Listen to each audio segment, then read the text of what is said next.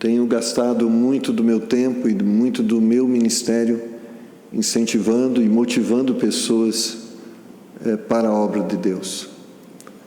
Olhamos para o nosso Brasil e para o mundo e percebemos a grande carência de Deus que o mundo tem. Se pudermos olhar para o nosso Brasil, certamente vamos perceber que o nosso Brasil não precisa de necessariamente mais casas, mais diplomas, não precisa de mais dinheiro. Nosso Brasil precisa mais de Deus. Eu sei que você e eu oramos para um Brasil melhor. Quantos oram aqui para que tenhamos uma pátria melhor? Mas não existe pátria melhor sem que ela seja alcançada por Jesus Cristo. É impossível esperarmos que homens distanciados por Deus, caracterizados pelo pecado, possam produzir atos, leis que venham levar o nosso país a uma realidade melhor. Se nós pensamos num país melhor e queremos um país melhor para nós, nossos filhos e netos, só existe um caminho. Feliz a nação cujo Deus é o Senhor. Se você ora pelo Brasil, por um Brasil melhor, comece a evangelizar, para que a sua oração não seja só palavras, mas ações nesse objetivo. Pensando sobre isso, quero convidar você a olhar comigo João capítulo 4, versículo de número 35. João capítulo 4, versículo 35. Texto conhecido, mas a minha oração é que Deus, através dele, possa falar aos nossos corações. De pé, mais uma vez, por favor, leiamos a palavra do Senhor. Não dizeis vós que ainda há 4 meses até que venha a ceifa? Eis que eu vos digo, levantai os vossos olhos e vede as terras que já estão brancas para a ceifa. Deus nos ajude hoje a levantarmos os nossos olhos, a erguermos os nossos olhos e percebermos as oportunidades que estão diante de nós. Pai, que o Teu Espírito haja em nossos corações e que ao final desta mensagem possamos ver pessoas tomando decisões, decidindo servir o Senhor no ministério e até mesmo, Senhor, oramos por aqueles que nem conhecem ainda Jesus Cristo, que hoje tenham a oportunidade de conhecer, reconhecer os seus pecados e entregarem suas vidas ao Senhor. Que hoje seja um dia de salvação, de libertação, de transformação, mas que hoje seja o dia onde nós possamos conhecer de uma forma melhor a sua vontade para as nossas vidas. Esta igreja tem diante dela um desafio: responder ao chamado do Senhor. Pai, pessoas estão orando: o que eu vou fazer? Quanto eu vou contribuir? O que o Senhor quer fazer através de mim?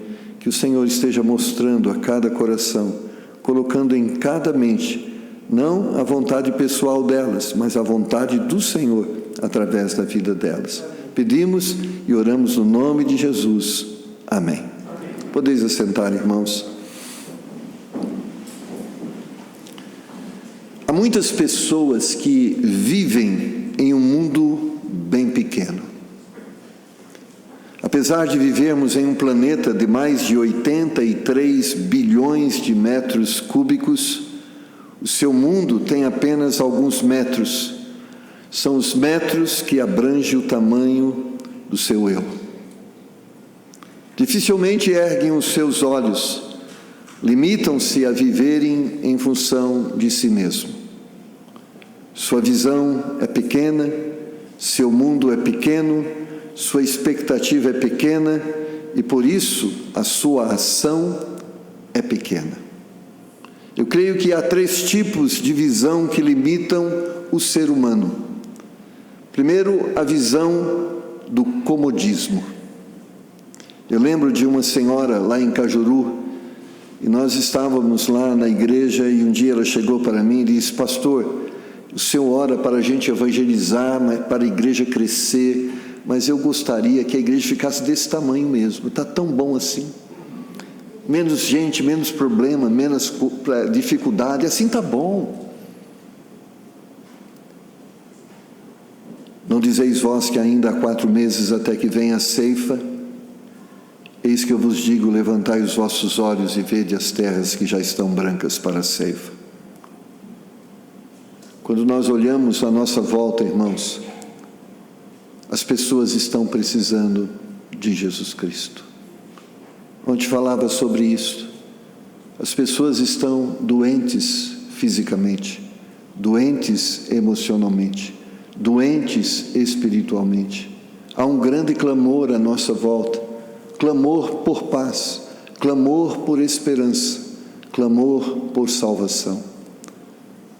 Olhe, e lá em São Paulo, onde eu vivo, quando andamos pelas ruas, tem se multiplicado os dependentes químicos, tem se multiplicado os moradores de ruas, tem se multiplicado a violência doméstica, tem se multiplicado os dependentes de medicações. Existe um mundo que precisa de Deus e nós precisamos erguer os nossos olhos e perceber e ir ao encontro deles. Podemos encaixar o texto lido no cultivo do trigo. Provavelmente Jesus estava usando o trigo como exemplo nesse texto. Lendo e estudando sobre o assunto, em 2 épocas do ano é cultivado o trigo. Há o trigo da primavera, planta-se na primavera e se colhe no outono, e o trigo do inverno, planta-se no outono e se colhe na primavera. Portanto, o seu cultivo se dá em um período de 9 meses entre plantio e colheita. Entendemos porque Jesus disse que havia terras prontas para a colheita. Talvez se as pessoas olhassem meramente para a plantação ali naquela região, eles falaram: Jesus está louco. Não tem trigo para colher aqui, o plantio ainda não chegou no momento da colheita. Lendo um artigo sobre o trigo, o autor comentou que a cada mês, em algum lugar do mundo, alguém está colhendo trigo.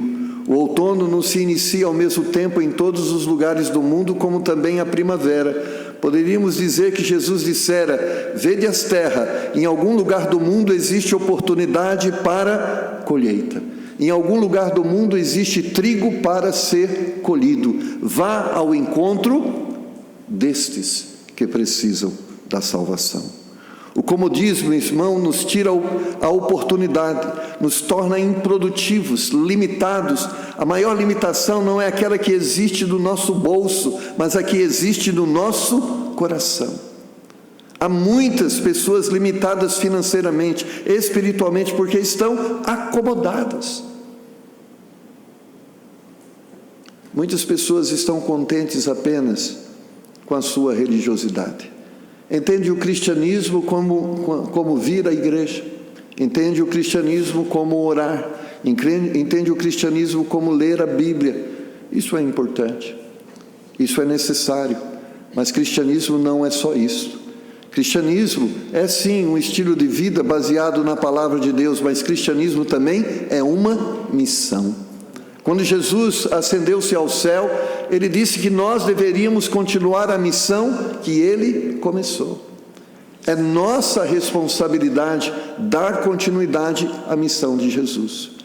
Por isso, quando a igreja está aqui nessa conferência de missões, e ela o faz anualmente, é para que seja renovada em nossas mentes o sentido da nossa existência. Como existência, segundo Mateus capítulo 28, versos 19 e 20, nós existimos como igreja para pregar o evangelho a toda criatura e para edificar os salvos na fé em Jesus Cristo. É para isso que existimos. Nossa igreja não é um centro de entretenimento, não é um teatro, não é um clube. Nossa igreja é um centro de capacitação para missionários, evangelistas, pessoas que estão entendendo o chamado de Deus para as suas vidas. Evangelismo, missões, não é uma opção para o cristão, é uma responsabilidade é uma ordem, é um dever. Paulo, falando sobre isso, ele faz uma exclamação: ai de mim se não pregar o Evangelho, porque a mim me foi imposta esta obrigação. Nós estamos lá em uma campanha na nossa igreja nesse mês de missão. Eu resolvi, pastor, fazer uma gincana missionária. Então cada crente tem que distribuir 50 folhetos, cada cristão tem que evangelizar 3 pessoas, cada cristão tem que trazer 2 visitantes à igreja, e cada cristão tem que escrever uma carta para os missionários e orar por ele. E por quê? Porque as pessoas entendem que evangelismo é responsabilidade de pastor. Evangelismo é um programa da igreja. Evangelismo é uma programação onde a gente traz um visitante para ele ouvir a palavra de Deus. Evangelismo é o nosso dia a dia, é o nosso ministério.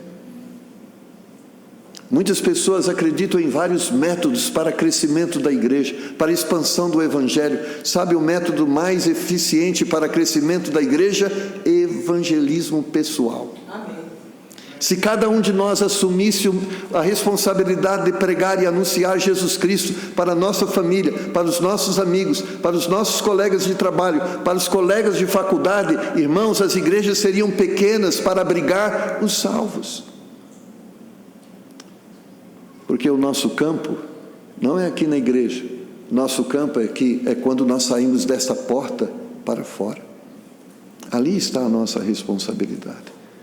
Eu lembro do meu pai que se converteu e ele tinha o ardor por evangelismo. Ele pregava evangelismo em todo lugar. Eu, ainda jovem, ficava envergonhado. Eu estava numa fila de banco e ele procurava uma oportunidade para falar de Jesus. Eu estava em qualquer lugar e ele estava procurando uma oportunidade para falar de Jesus. Nós viajávamos 1.280 quilômetros todo ano, porque ele queria evangelizar a sua família. Nossa família era do norte de Minas, divisa entre Espírito Santo e Bahia. Nós íamos lá e meu pai fazia cultos evangelísticos na casa de cada um dos seus irmãos, de cada um da sua família. Quantas vezes estava lá a figura do Papa na parede e ele pregando Jesus Cristo para aquelas pessoas. Era um homem simples, tinha 6 meses de escola rural, mal sabia o português, mas cria que Deus tinha poder para salvar os seus familiares. E sabe qual é a bênção? Toda a sua família foi ganha para Jesus Cristo.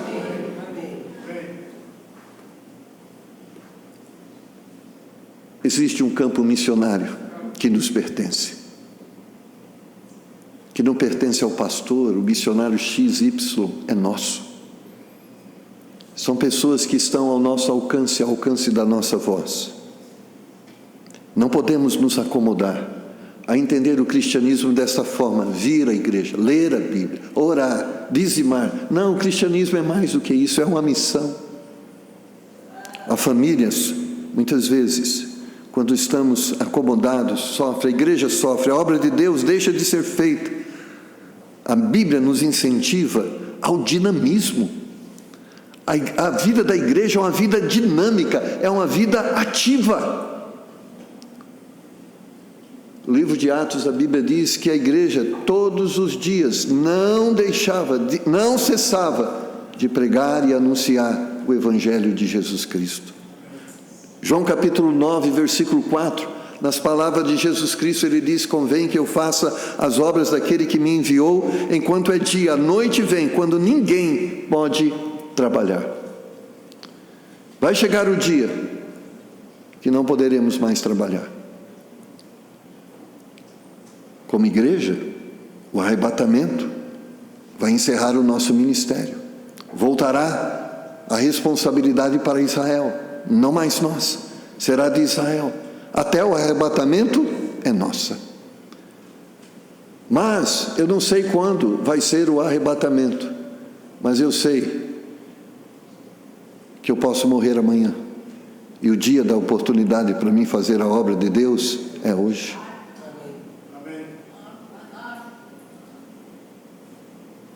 Eu lembro de um rapaz que chegou em nossa igreja. Ele disse: pastor, eu tive um sonho. Qual era o sonho? Eu sonhei que o senhor estava indo para o céu, mas eu estava ficando. E a gente, às vezes adentra muito esse universo, eu falei, mas uma coisa é certa, você não está preparado para ir para o céu, não, você tem que se preparar. Se Jesus realmente voltar amanhã, eu vou subir, mas você vai ficar. Você precisa se preparar.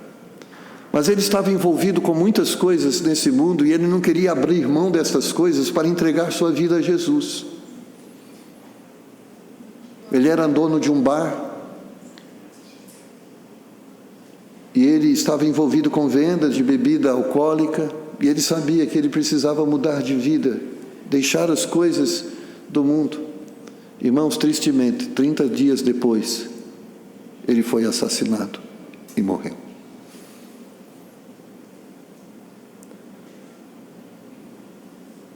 As oportunidades vão cessar, para nós que pregamos, como também para aqueles que precisam ouvir. Temos que trabalhar enquanto é dia. 2 Coríntios capítulo 12, versículo 15, a Bíblia diz: eu de muita boa vontade gastarei e me deixarei gastar pelas vossas vidas, ainda que amando-vos cada vez mais, seja menos amado. Nem sempre é fácil evangelizar. Envolve desafios, às vezes cara feia, às vezes repulsa, às vezes perseguição.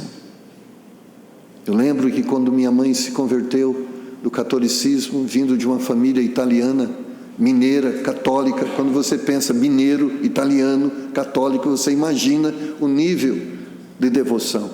Minha mãe foi excomungada pela família. Seus próprios pais disseram a ela: a partir de hoje, você não é mais a nossa filha.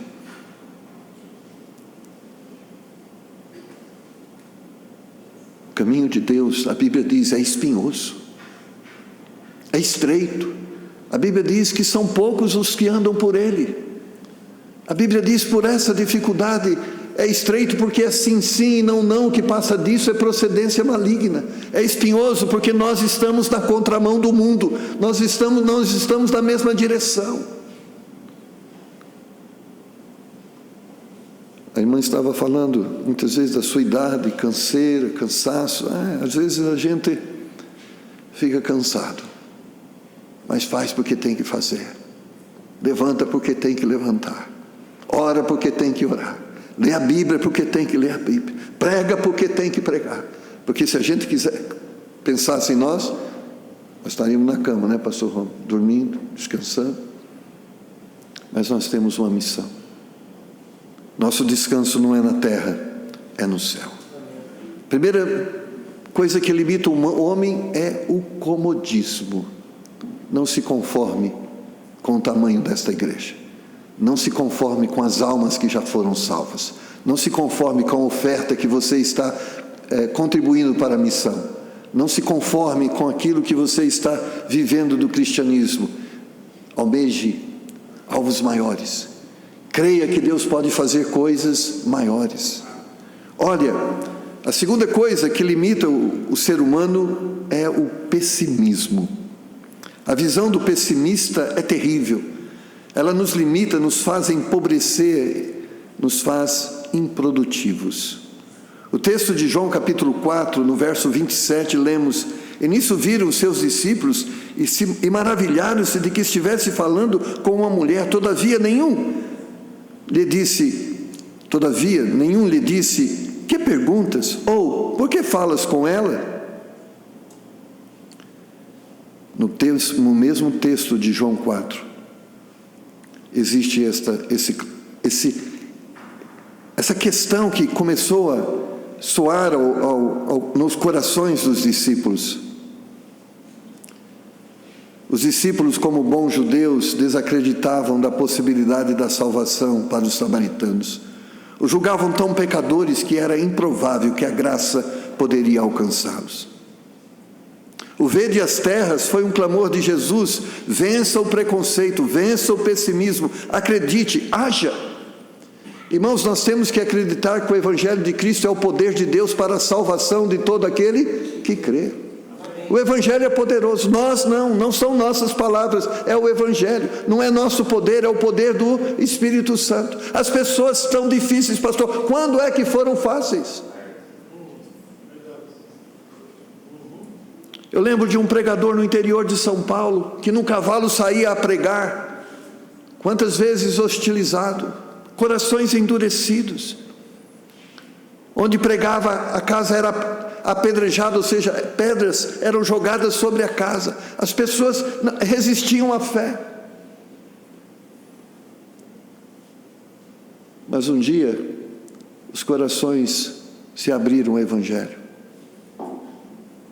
e a cidade que esse pregador estava mudou até o nome, passou a se chamar Cristolândia. Tem uma cidade no interior de São Paulo que chama Cristolândia. E sabe por quê? Porque lá atrás um homem cria que Deus poderia converter corações endurecidos. Muitas vezes, irmãos, nós não pregamos porque achamos que as pessoas não vão dar ouvido. E nós duvidamos do poder do Espírito Santo e do poder do Evangelho. Ele é poderoso. Conhece? Eu lembro uma senhora da nossa igreja. Ela, pastor, foi orientada a não constituir jugo desigual. Mas desobedecendo o Senhor, ela casou-se contrariando a orientação de Deus. Casou-se com um homem. E esse homem, além de incrédulo, tinha o vício do álcool. E ele bebia. Todo fim de semana bebia. E você sabe, um homem bêbado. Os efeitos da bebida. E ela tinha que dormir ao lado dele, fazer comida para ele, lavar as suas roupas e limpar algumas coisas que aconteciam.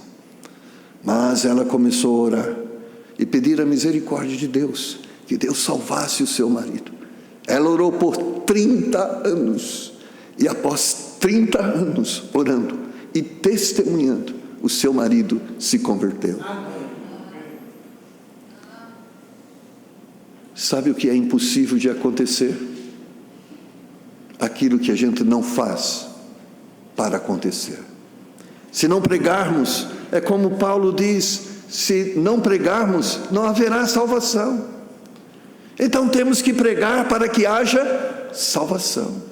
Temos que crer no poder de Deus, crer no poder do Espírito Santo e fazermos o que precisamos fazer. Não tenha medo, irmão, de errar, tenha medo de não acreditar. Nenhum pessimista contribuiu para alguma coisa, somente os que ousaram e que acreditaram tornaram-se relevantes e produtivos. Em Mateus capítulo 19, versos 25 e 26, a Bíblia diz: os seus discípulos, ouvindo isso, admiraram-se muito, dizendo: quem poderá salvar-se? E Jesus, olhando para eles, disse-lhes: ao homem é isso impossível, mas a Deus tudo é possível. Nós temos que crer no poder do Evangelho. A visão do comodismo nos fará improdutivos. A visão do pessimismo nos fará improdutivos. E a terceira visão que limita o ser humano é a visão do egoísmo. Em João capítulo 4, versos 31 a 34, a Bíblia diz: e entretanto os seus discípulos lhe rogavam, dizendo: Rabi, come. Ele, porém, lhes disse: uma comida tenho para comer, que vós não conheceis. Então os seus discípulos diziam uns aos outros: trouxe-lhe porventura algo de comer? Jesus disse-lhes: a minha comida é fazer a vontade daquele que me enviou a realizar a sua obra. Irmãos, uma das coisas que nós cremos é no poder da oração, amém? Nós cremos no poder da oração. Mas tem um problema na oração, que faz com que muitas pessoas não orem. Porque a oração não é uma forma de fazer com que Deus faça o que nós queremos. Na oração é um meio onde nós buscamos fazer o que Deus quer que nós façamos. Esse é um problema.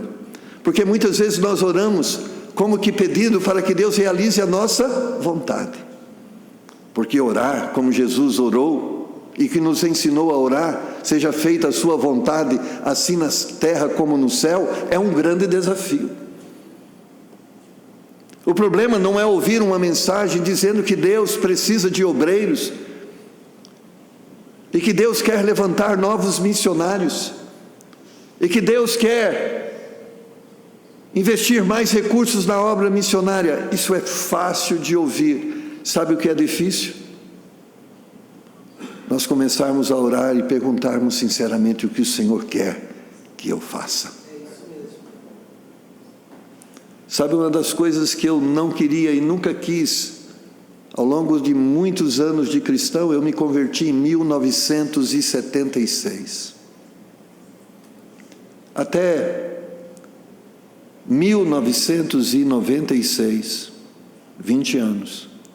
Sabe o que eu não queria durante 20 anos de cristão? Ser pastor. Eu estou falando sinceramente. Ser pastor. Eu não queria ser pastor. Eu queria me envolver com a igreja. Eu queria ser diácono, tesoureiro, secretário, porteiro, limpador de banheiro. Não tinha problema. Mas pastor eu não queria. Eu percebia como era difícil o ministério pastoral, espinhoso. Eu não estou aqui reclamando, não. Todas, eu falo que difícil é um pedreiro com a marreta num sol de 40 graus quebrando uma laje. Tudo tem as suas dificuldades, mas eu olhava para aquilo, eu não quero. Eu falo que eu via as pessoas comendo pastor a passarinho no jantar. Terminava o culto, o prato do jantar era pastor a passarinho. Você viu o pastor? Você viu o que ele falou? Aí fica falando, ele mandou, você viu que ele mandou uma mensagem para aquele irmão, mandou para outro irmão, você viu que falta de educação, ele falou para aquela pessoa. Aí eu falava, vocês não quero isso, não quero isso para mim. O pastor parecia de sapato novo, o pastor está ganhando bem, sapato novo, hein? Se tivesse com sapato sujo era a mesma coisa, se tivesse com terno velho era a mesma coisa, não importava. Eu falava, não quero ser pastor. E Deus foi trabalhando na minha vida, eu era orgulhoso. Aí Deus foi falando, você é pastor, você foi chamado para ser pastor. E não adianta, irmãos. Nós somos servos de Deus. Hebreus capítulo 12 diz, se nós não fazemos o que Deus quer que a gente faça, Ele vai nos corrigir. Ele vai nos disciplinar. E você só vai ser feliz fazendo o que Deus quer que você faça. Hoje eu digo para você, pastor, ser pastor não é fácil, como qualquer outro ministério é difícil, mas eu não quero fazer outra coisa a não ser pastor. Deus me chamou a ser pastor e eu fui convencido a ser pastor. Eu cheguei para Deus e disse, Deus, tudo bem, eu vou ser pastor, mas eu não vou depender de igreja, eu vou trabalhar, construir tenda e não vou depender de igreja. Deus falou, tá bom, a gente conversa isso mais para frente. Vamos fazer a primeira etapa. Vim para Cajuru, eu cheguei para minha esposa, falei, esposa, Deus me chamou para ser pastor. Ela falou, tudo menos ser esposa de pastor, não quero ser esposa de pastor. Você pode ser diácono, você pode fazer qualquer coisa, esposa de pastor, não quero ser. Falei, agora nós temos um problema, Deus. Irmãos, é verdade. Ela falou, filha, todo mundo fica olhando a esposa de pastor, filho de pastor, todo mundo, criança, todas as crianças correm na igreja, faz bagunça, mas você é filho de pastor? Está vendo filho de pastor? Olha lá, fazendo bagunça, pai não educa, que vergonha. É verdade. Esposa de pastor tem que ser líder das senhoras, professora da escola dominical, tocar, orar, cantar. Ela falou, não quero isso para mim. Irmãos, tinha marcado o meu exame pastoral. Estava trabalhando aqui como obreiro em Cajuru, indo para São Paulo. Eu falei, vou chegar lá, porque a primeira pessoa que é entrevistada na hora do concílio é a esposa. Antes de ser entrevistado o pastor, a primeira pergunta que você faz, você tem convicção que seu marido foi chamado para o ministério? Você está disposto a apoiar o seu marido no ministério? Eu falei, vou ter problema. Falei, Deus, se o Senhor tem chamado para mim para o ministério, você vai ter que resolver esse problema. E comecei a dirigir para São Paulo. Eu falei, vou chegar lá e vou dizer, não tem condição, minha esposa não apoia o ministério, ela não quer ser esposa de pastor. Então, irmãos, felizmente, não vamos continuar com o exame. E eu orando. Na metade do caminho de São Paulo, ela falou, para o carro. Eu falei, opa, o que aconteceu? Deixa eu falar com você. Eu não tenho chamado para ser líder de senhora, para ser professora de escola dominical, eu tenho chamado para ser sua esposa. Serve? Serve. Você está disposto a me apoiar no ministério? Estou. Ok, então vamos para o concílio. Se nós formos pensar em nós, irmãos, nós estaríamos fazendo outras coisas. Deus trabalhou em outras áreas da minha vida, porque eu era egoísta, pensava só em mim mesmo, não queria sofrer, não queria dificuldades, não queria a vergonha. Eu lembro do pastor Thomas, que foi um instrutor para mim. Eu tinha vergonha de falar de Jesus, confesso aos irmãos, era tímido. Um dia chegamos para visitar uma pessoa em um prédio, era a Sônia, não sei se você lembra da Sônia, que era professora para os surdos. Chegamos lá para visitá-la, ela não estava. Olha, ela mandou um recado, disse que vai chegar daqui a pouco, vocês podem esperar. O pastor Thomas falou para o porteiro: você já ouviu falar de Jesus Cristo? Ele falou: não. Marcos, fala Jesus para ele.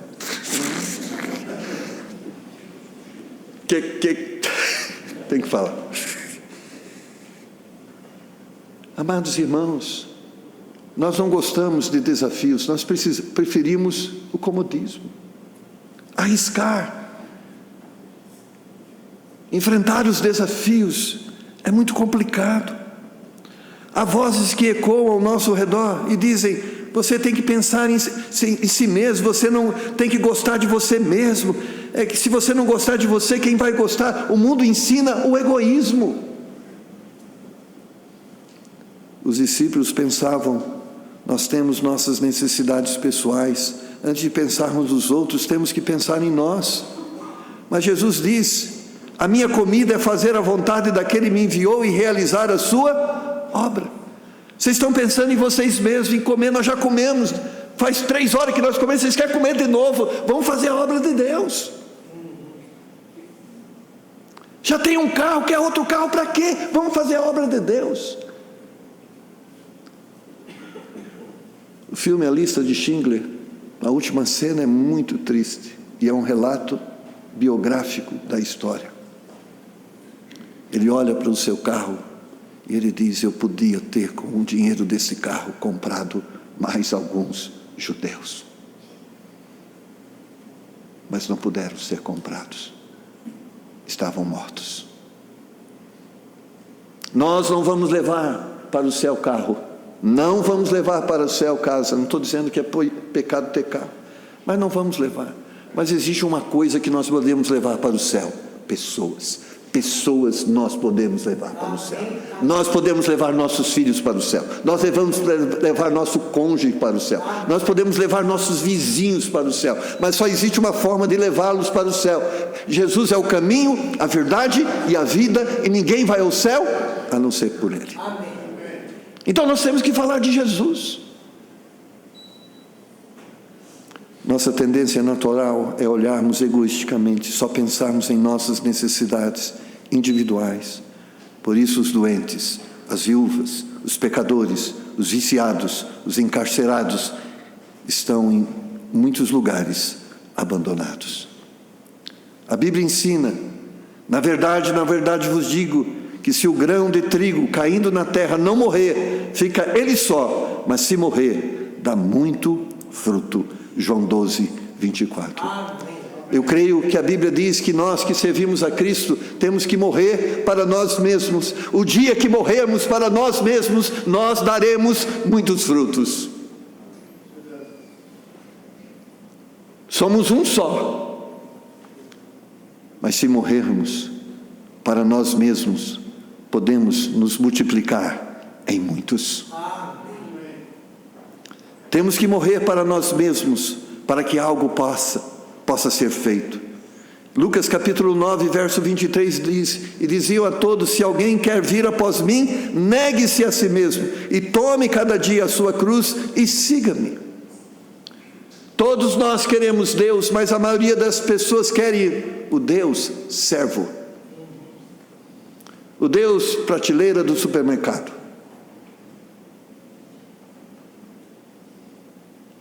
O problema é que Deus é servo, é sim, mas antes de ser servo, Ele é Senhor.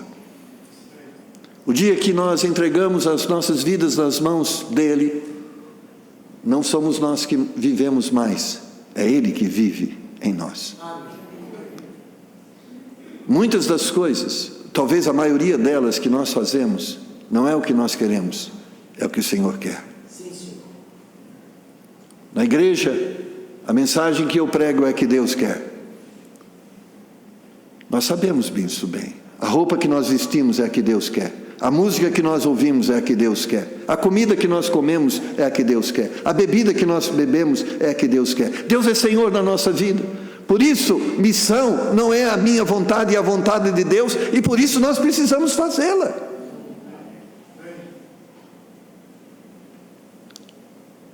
Eu falo que a maior dificuldade do Evangelho é esse versículo, Lucas 9, 23. Negar-se a si mesmo. Que Jesus nos ensinou, sim, no momento que antecedeu a sua morte. E a Bíblia claramente, sem nenhum pudor, ela diz que Jesus orou ao Pai dizendo: se possível, afasta de mim esse cálice. Jesus estava na sua forma humana, e na sua forma humana, e também contemplando a sua consciência divina, ele sabia quanto ele ia sofrer. Mel Gibson tentou ensinar a realidade do sofrimento de Cristo. E através de pesquisas ele chegou àquela conclusão de como se dava o martírio da cruz aos condenados. É um filme horrível de se assistir. Eu não sei se ele é verdadeiro ou não. Eu sei que Jesus pediu ao Pai, se houvesse um outro plano, por favor, que ele pudesse executá-lo. E ele não orou só uma vez, não. Ele orou 2 vezes, e ele voltou novamente e pediu: Deus, Pai, se possível, afasta de mim esse cálice, contudo seja feita a sua vontade. E ao final, certamente o Pai disse: tem que subir, tem que sofrer, tem que suportar, tem que fazer. Jesus, o Filho de Deus, humildemente se submeteu à vontade do Pai. Negou-se à sua própria vontade, sendo Ele Deus em nós.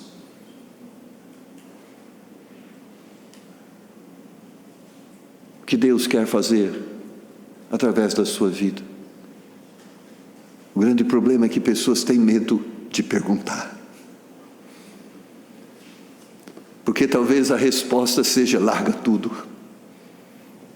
e siga-me.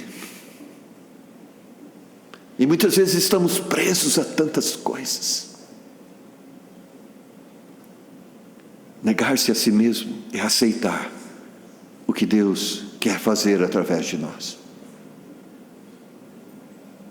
Paulo estava consciente disso e fez essa afirmação: não sou eu mais que vivo, é Cristo que vive em mim. Amados irmãos, temos as necessidades, nossas necessidades. Precisamos comer, vestir, morar. Mas olha o que Jesus disse sobre isso em Mateus 6, 31 a 33. Não andeis, pois, inquietos, dizendo: o que comeremos, ou o que beberemos, com que nos vestiremos, porque todas estas coisas os gentios procuram. De certo, o vosso Pai Celestial bem sabe que necessitais de todas estas coisas, mas buscai primeiro o reino de Deus e a sua justiça, e todas estas coisas vos serão acrescentadas. Pastor Rômulo estava dizendo hoje aos pastores: nós temos prioridades, não vamos tratar de nenhum outro assunto que não envolva esta prioridade. É isso que a Bíblia diz. Nossa prioridade como cristãos é o reino de Deus. É o reino de Deus a nossa prioridade. Não é a nossa vontade, é a vontade dEle. Não é a nossa obra, é a obra dEle. É um grande desafio, sim. Quando você deixa de pensar em si mesmo, Deus passa a pensar em você. É isso que a Bíblia diz. Quando você deixa de pensar em si mesmo, você dá oportunidade para Deus pensar em você. Eu falo lá na igreja, irmãos, contribuir com missões é o maior investimento que você pode fazer na sua vida financeira.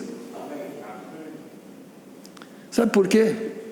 Ninguém dá antes que tenha recebido.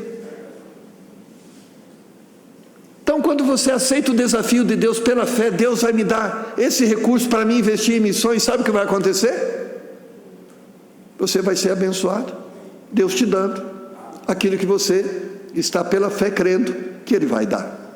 E sabe qual é a bênção? Ele dá mais do que nós damos, sempre. O menino com 5 pães e 3 peixes não voltou para casa com 5 pães e 3 peixes. A viúva de Serepta, que deu um bolinho pequeno com farinha e azeite, não ficou em casa simplesmente com um pouquinho de azeite e farinha. Deus não deve nada a ninguém. Sabe qual é o problema? É que Deus gostaria de investir mais na obra de Deus, na obra dele. Deus gostaria de sustentar mais missionários, mais pastores, mas falta pessoas que creem que Deus pode colocar em seus bolsos esses recursos. Falta pessoas que acreditam que se derem tudo que têm, Deus não deixará faltar nada. Não dê o que Deus não te pede, não, mas se Deus te pedir, dê.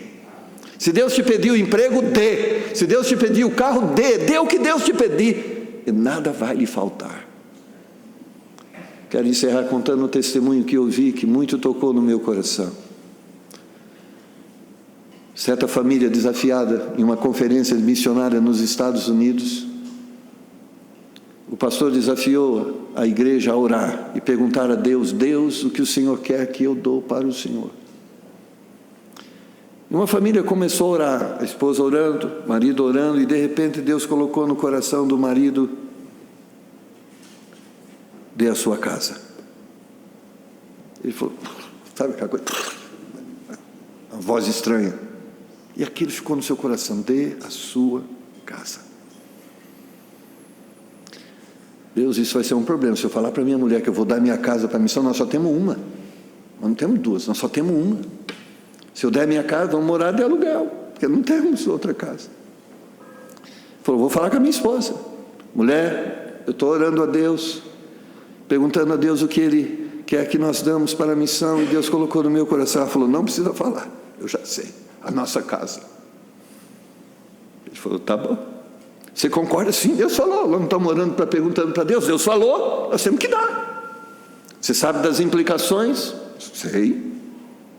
Vamos fazer, Deus mandou. Chegou para o pastor: pastor, nós vamos dar a nossa casa para missões. Vocês são loucos, isso não é coisa de Deus. Deus não pede coisas assim. Vocês não têm casa, vocês não têm dinheiro para comprar outra. Isso é loucura. Pastor, você não falou para a gente orar? Nós oramos. Você não falou para perguntar para Deus? Nós perguntamos. Deus falou para mim assim, depois aconteceu assim, eu falei com a minha esposa, a esposa dela foi assim. É Deus, nós vamos dar. Quanto custa a casa de vocês? 500 mil. Vou fazer uma prova. Se é de Deus, vocês põem lá 700 mil. Se vender por 700 mil, é de Deus. Eles foram para casa e falaram: 700 mil? 700 mil é o dinheiro que a gente não quer vender. Porque se a gente quer vender, se a gente não quer vender, a gente põe o preço dobro. Mas nós queremos vender. Tá bom, para não entristecer o pastor, vamos colocar 550. Estou só atualizando valores, tá bom? Chegaram em casa, bateram na porta. Pois não? Olha, eu sou da empresa tal, nós estamos aqui no bairro, nós estamos querendo investir aqui no bairro, comprar alguns imóveis. Você gostaria de vender o seu imóvel? Sim. Quanto? 550. 550? Está aqui meu cartão, compareça no escritório, nós vamos comprar a sua casa. Venderam a casa, foram morar numa casa simples, alugada. O patrão dele soube da história, ficou sensibilizado, chamou ele no escritório e disse: eu soube o que você fez, você deu a sua casa para mim. Ele falou: dei. Aqui está a escritura de uma nova casa para você. Deus tocou no meu coração para te dar uma casa. E ele tinha agora uma casa melhor, com ar-condicionado, com mais dependências. Deus não fica devendo nada para ninguém. Não estou falando para você doar a sua casa, mas se Deus falar isso, faça.